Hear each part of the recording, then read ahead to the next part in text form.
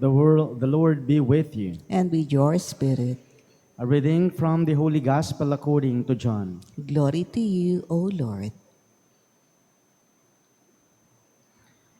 Jesus said to his disciples, "If the world hates you, realize that it hated me first. If you belong to the world would love its own. But because you do not belong to the world, and I have chosen you out of the world hates you. Remember the word I spoke to you. No slave is greater than his master. If they persecuted me, they will also persecute you. If they kept my word, they will also keep yours. And they will do all these things to you on account of my name, because they do not know the one who sent me."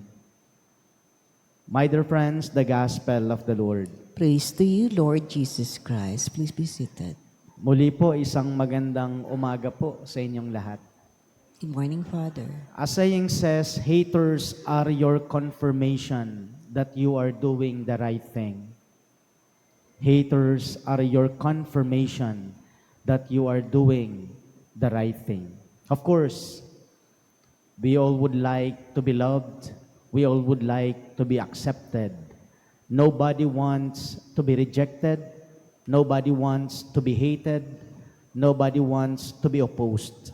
But this is not always the case, especially if we choose and do the right thing.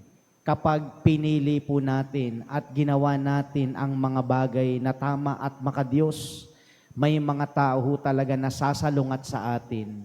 May mga tao ho talaga na hindi tayo iibigin. Thus, in today's gospel, Jesus said, "If the world hates you, realize that it hated me first." The world which Jesus describes is the world opposed to God because it is under the dominion of the evil one. It is a world of supremacy, a world of entitlement, a world of corruption, a world of revenge, a world of indifference, a world of exclusion. On the contrary, in Christian world, in God's kingdom, in God's world, it is humility, not supremacy. It is service, not entitlement. It is integrity, not corruption. It is forgiveness, not revenge. It is compassion, not indifference. It is inclusivity, not exclusion that reigns. Whenever we are confronted by the world's temptation, especially the temptation of pride and selfishness, we must have the courage to choose and do the right thing.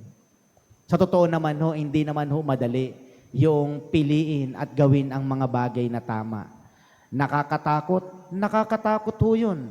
Because most of the time, when we choose and do the right thing, it is always life-threatening.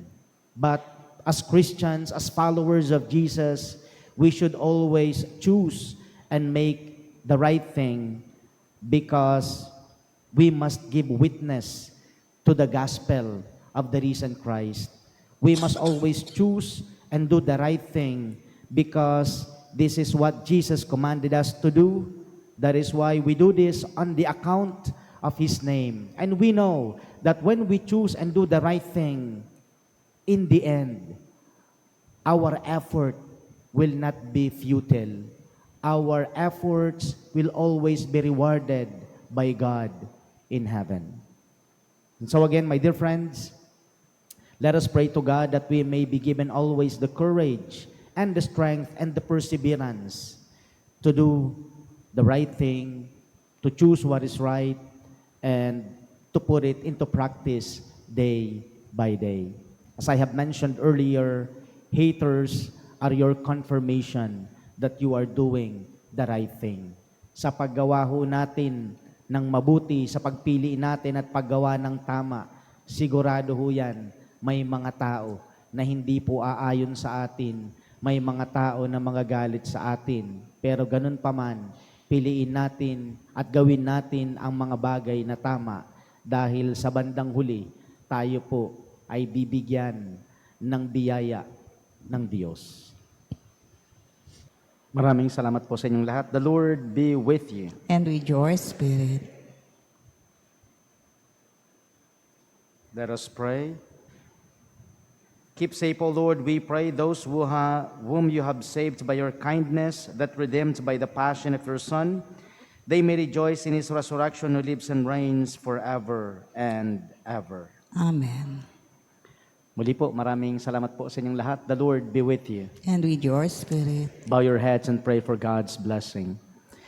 May God's blessing surround you each day as you trust in and walk in his ways. May his presence within guard and keep you from sin. Go in peace, go in joy, go in love. And may the blessing of Almighty God, the Father, and the Son, and the Holy Spirit come down upon you and remain with you forever. Amen. My dear friends, our Mass been offered as we all go in peace. Let us glorify God by our life. Thanks be to God.